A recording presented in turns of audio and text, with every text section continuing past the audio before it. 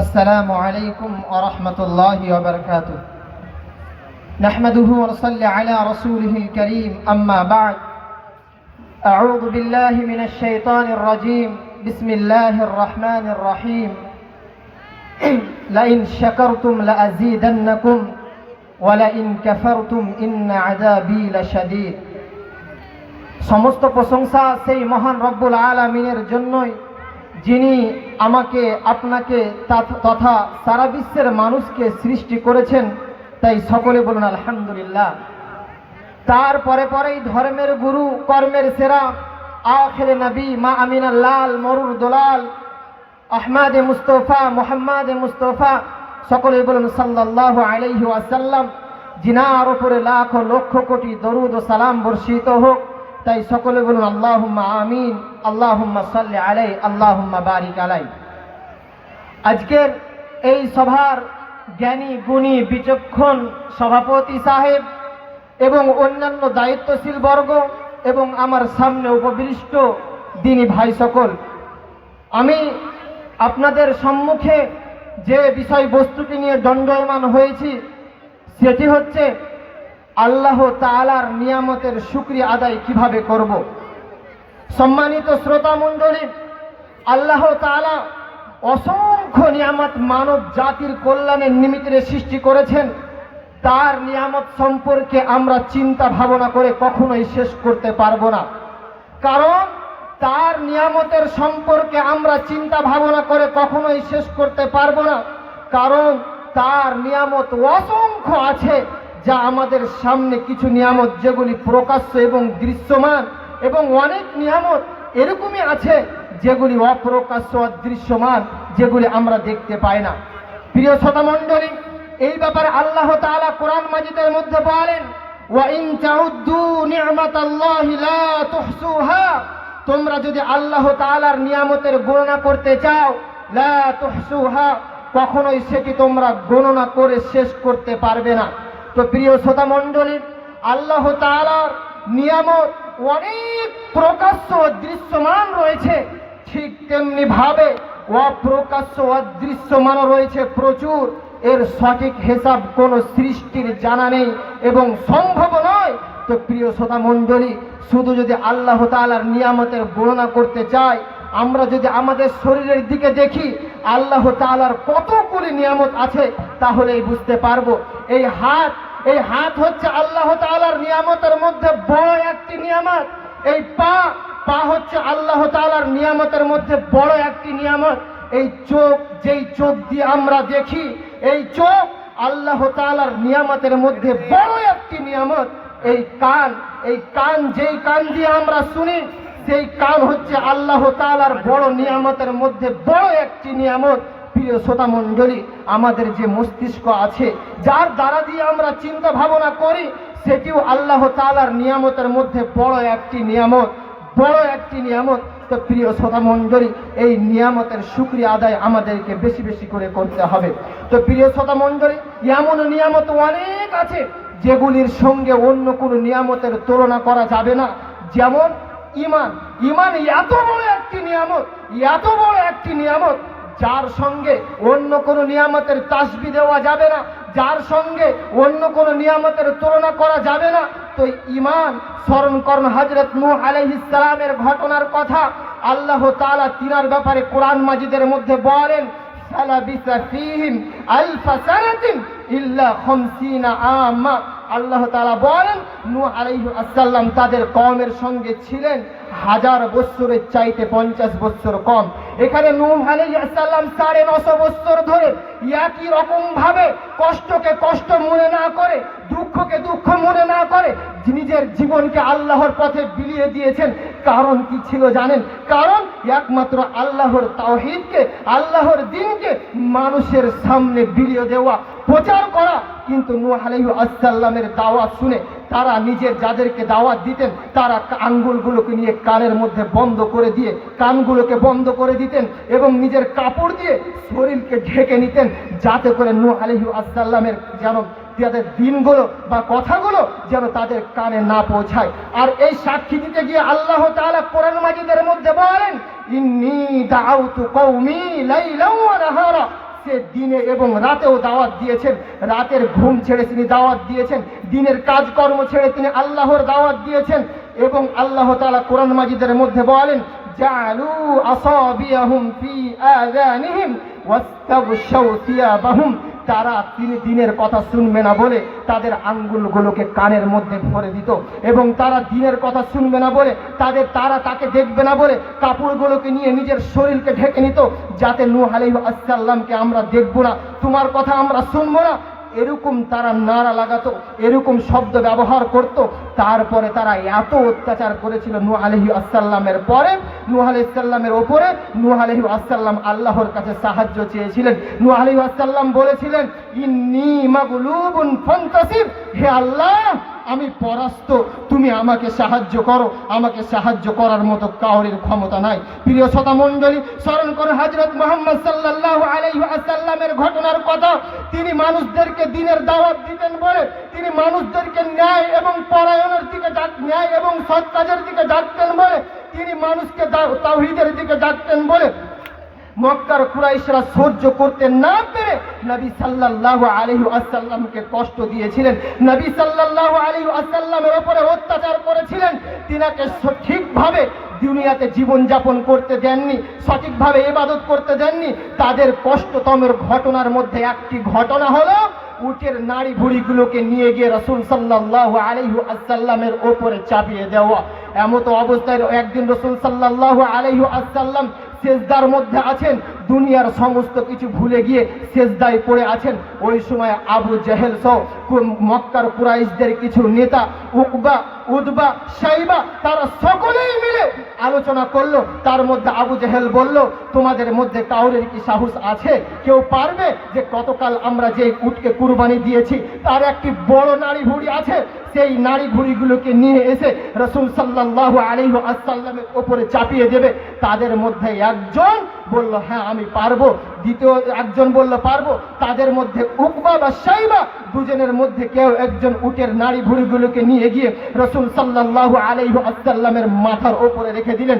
এমস্ত অবস্থায় রাসূল সাল্লাল্লাহু আলাইহি ওয়াসাল্লাম সিজদায় পড়ে আছেন, মাথা তুলতে পারছেন না।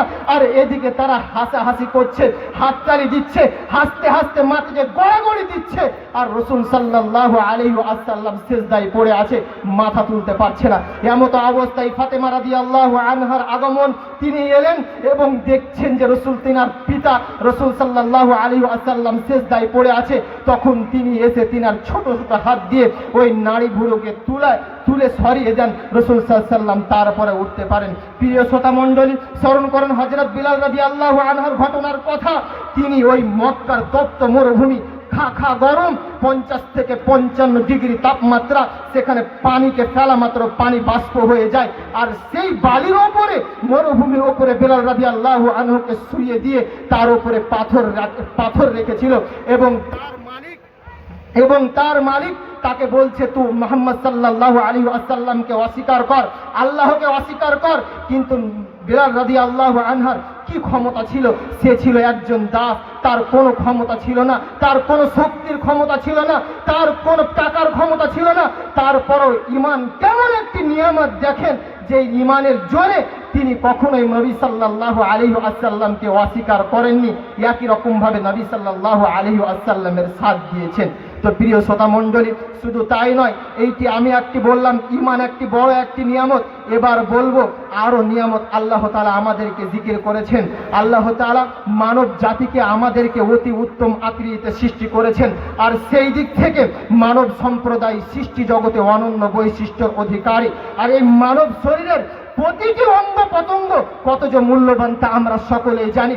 এই প্রতিটি অঙ্গ প্রত্যঙ্গের মধ্যে একটি অঙ্গ যদি বিকল হয়ে যায়, নষ্ট হয়ে যায়, তাহলে আমরা বুঝতে পারি এর কত দাম, কত মূল্য। অথচ আমরা একবারও ভেবে দেখি না এসব মহামূল্যবান সম্পদ আমাদেরকে কে দিয়েছেন। আল্লাহ তাআলা আমাদেরকে জ্ঞান, বিবেক, বুদ্ধি, মস্তিষ্ক এবং চিন্তা ভাবনা করার জন্য হৃদয় দিয়েছেন। কারণ কি জানেন? কারণ যেন আমরা সেই মহান দাতা সৃষ্টিকর্তার শুকরিয়া আদায় করতে পারি। বাংলায় একটি প্রবাদ আছে, নুন খাই যার গুণ গাই তার। আমরা কি সেই মহান দাতা সৃষ্টিকর্তার নুন খেয়ে গুণগান করছি না নেমো খারাপি করছি? এটা কি আমাদের ভেবে দেখা উচিত নয়? আমাদের অন্তর কি কখনো সাক্ষ্য দেয়? আমরা কি মুখে উচ্চারণ করে বলি, হে মহান মহিয়ান গরিয়ান সর্বশক্তিমান আল্লাহ, তোমার ওই সৃষ্টি তুমি আমাকে দান করেছো, তাই তোমার সকল প্রকার প্রশংসা, আলহামদুলিল্লাহ।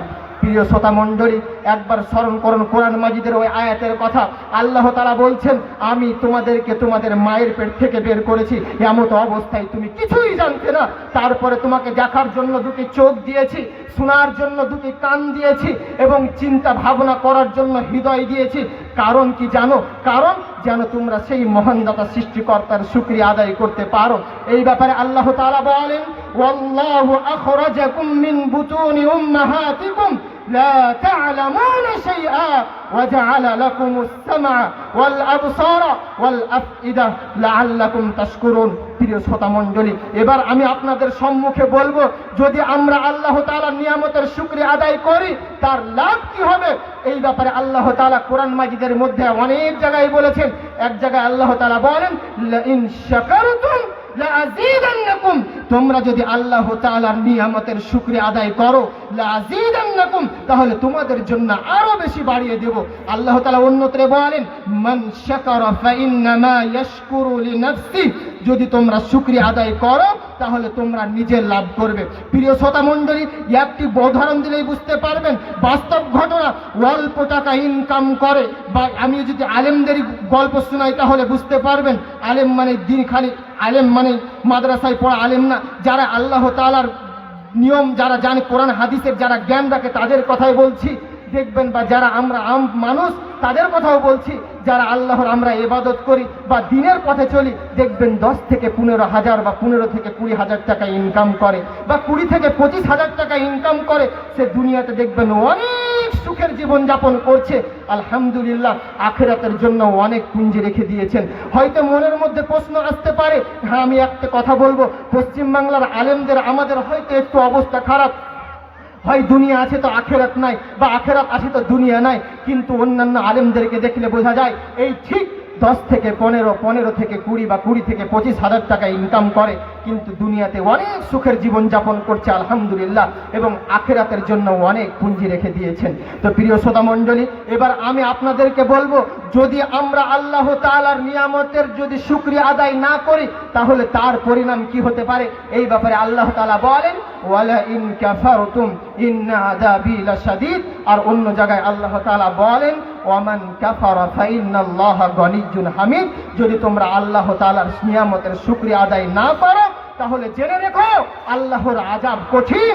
এবং অন্যত্রে আল্লাহ তাআলা বলেন, যদি তোমরা আল্লাহ তাআলার নিয়ামতের শুকরিয়া আদায় না করো তাহলে আল্লাহ তাআলা তোমাদের থেকে অমুখাপেক্ষী।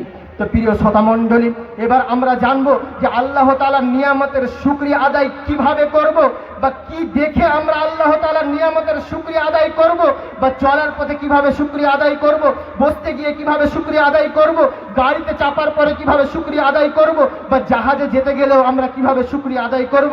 প্রিয় শ্রোতা মণ্ডলী, একটি হাদিস স্মরণ করলেই বোঝা যায়। নবী সাল্লাল্লাহু আলাইহি ওয়াসাল্লাম বলেন, উনদুরু ইলা মান হুয়া আসফালা মিনকুম ওয়ালা তানদুরু মান হুয়া আসফালা মিনকুম ওয়ালা তানদুরু ইলা মান হুয়া ফাওকাকুম ফাহুয়া আজদারু আল্লা তাজদারু নি'মাতাল্লাহি আলাইকুম।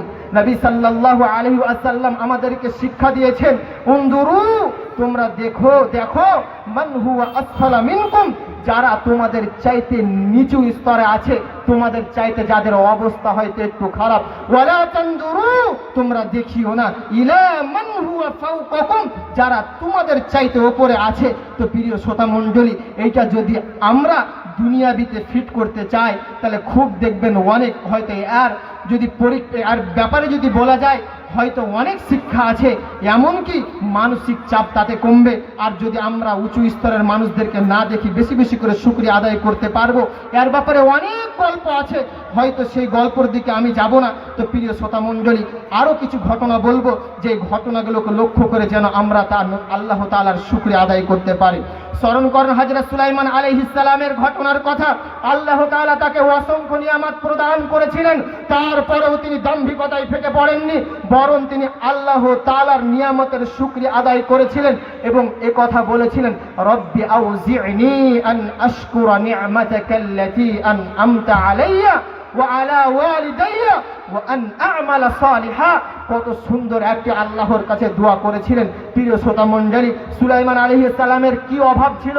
কোনো রকমের অভাব না থাকার পরেও তিনি আল্লাহর কাছে এরকম একটি দোয়া, হে আল্লাহ তুমি আমাকে তাদের মধ্যে অন্তর্ভুক্ত করো যারা তোমার শুকরিয়া আদায় করে, যারা তোমার ইবাদত করে, যারা তোমার কথা মেনে চলে, যারা কোরআন হাদিসের অনুসরণ করে, এবং শুধু আমাকে নয় আমার পরিবারকেও তাদের মধ্যে অন্তর্ভুক্ত করো যারা এই ভালোভাবে আল্লাহর তোমার নিয়ম অনুযায়ী চলে। প্রিয় শ্রোতা মণ্ডলী, শুধু তাই নয়, স্মরণ করুন হযরত মুহাম্মদ সাল্লাল্লাহু আলাইহি ওয়াসাল্লামের ঘটনার কথা।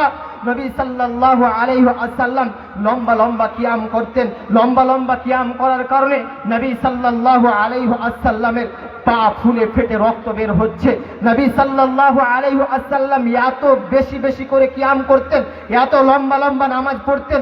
এই নামাজ পড়ার কারণে রাসূল সাল্লাল্লাহু আলাইহি ওয়াসাল্লামের পা ফেটে রক্ত বের হয়ে যেত। তখন হযরত ফাতেমা রাদিয়াল্লাহু আনহা, হযরত আয়েশা রাদিয়াল্লাহু আনহা জিজ্ঞেস করছেন, হে আল্লাহর রাসূল আপনি কেন এত লম্বা লম্বা কিয়াম করছেন? আপনার লম্বা লম্বা কিয়াম করার কারণ কি? আপনার তো আগের গুনাহ মাফ এবং পরের গুনাহ মাফ, তো কিসের জন্য আপনি এত লম্বা লম্বা কিয়াম করছেন?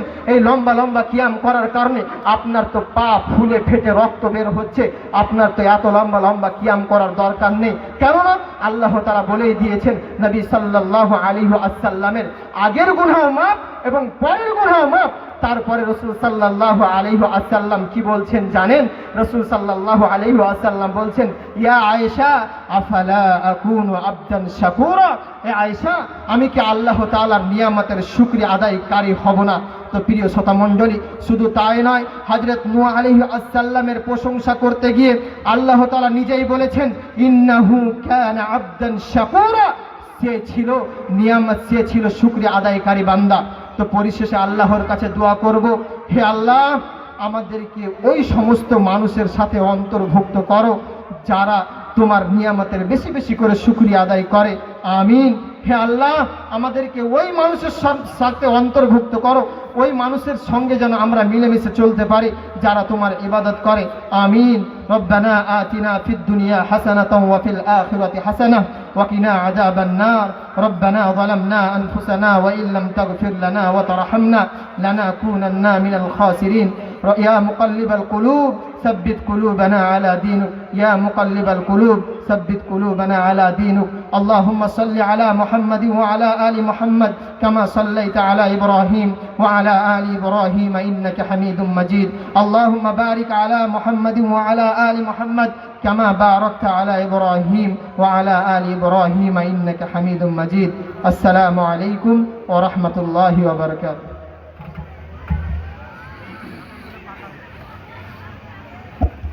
মাশাআল্লাহ, আল্লাহ তাআলার কাছে দোয়া করি এ বক্তব্য আমাদের পাথেয় হয়। আল্লাহর যে নিয়ামত, আসলে নিয়ামত কি আমাদের গায়ে নিয়ামত মারা গেছে এরকম নিয়ামত না। আল্লাহর নিয়ামত সম্বন্ধে যদি জানি তো অটোমেটিকলি মাথাটা নুয়ে যাবে। একটা ছোট্ট উদাহরণ দিই, চোখ, কান, হাত পা, হাতে সে বলছিল সব আল্লাহর নিয়ামত, সব দিয়েছে, কিন্তু দাঁত দেয়নি। দাঁত দেয় নাকি পেটে থেকে? এ না দিয়াও একটা নিয়ামত। দাঁত যদি এইরকম শক্ত দাঁত একটা বাচ্চা দিত তাহলে মার পক্ষে সম্ভব ছিল না আরো 5টা বাচ্চা মানুষ করার মতো। দাঁত দিয়ে তার স্তন ছিঁড়ে ফেলতো। সুবহানাল্লাহ বলি। আর স্তনের মাথায় একটা কালো বর্ডার দেওয়া আছে, দাঁত নাই, চুষে। এই কালো বর্ডারটা যদি না থাকে তাহলে চুষে চুষে ওটা হালকা হয়ে এক সময় নষ্ট হয়ে যাবে। আপনার হাতের আঙুলটা 6 মাস চুষবেন হালকা হয়ে যাবে, চিকন হয়ে যাবে। এর জন্য আল্লাহু আকবার বলে সেজদা দিতে হয়। এগুলো সব আল্লাহর নিয়ামত। যা হোক, হাফিজ সাহেব আমাদেরকে কোরআন থেকে আল্লাহর নিয়ামত সম্পর্কে আলোচনা করলেন। তাকে এবং আমাদেরকে আল্লাহর নিয়ামত আদায় করার, শুকরিয়া আদায় করার তৌফিক দান করে সকলে বলে আল্লাহুম্মা আমিন। এবার আমাদের ভাই মাওলানা ওবায়দুল্লাহ নুরি সাহেব আমাদের সামনে কোরআন এবং হাদিস থেকে, এবং বর্তমান আমি জানি না এখানে বিষয়ভিত্তিক আলোচনা নাই, এ বক্তব্য একটু যারা ভাই দাঁড়িয়ে আছেন একটু বসলে আমার মনে হয় খুব ভালো হয়। অনুরোধ জানাচ্ছি, বসে যান। বাস্তব যে বিষয়, এগুলা উপলব্ধি করতে হবে আমাদেরকে। কোরআন এবং হাদিসকে সামনে রেখে এই আলোচনা আমাদেরকে ধীর মস্তিষ্কে শোনার আল্লাহ তাআলা যেন তৌফিক দান করে এবং আমল করারও তৌফিক দান করে। সকলে আল্লাহুম্মা আমিন। সামনে এগিয়ে বসেন আপনারা, আর যারা দাঁড়িয়ে আছেন ভাই একটু বসলে খুব ভালো হয়। আমরা তো মুসলমান, একটু শুনি ভালো কথা, নেকি পাবেন। আমরা বক্তারা খারাপ